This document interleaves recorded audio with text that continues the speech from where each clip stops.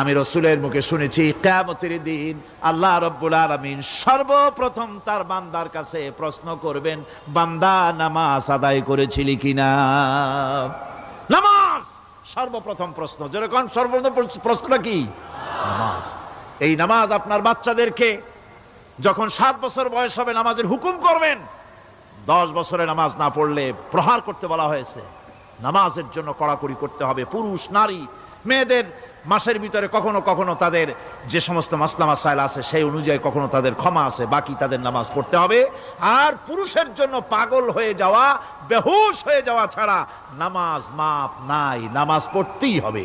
এই যে নামাজ, যে নামাজ না হলে ঈমান থাকবে না, ঈমান নষ্ট হবে, কিয়ামতে জাহান্নামে যাওয়া লাগবে, এসব কথা শোনার পর আজকের তাফসীরুল কোরআন মাহফিলে আমরা কি ওয়াদা করতে পারি যে আমরা মালাকুল মউত যতক্ষণ পর্যন্ত আমাদের মাথার কাছে না আসবে নামাজ ছেড়ে দেব না? এই ওয়াদা কি করতে পারি?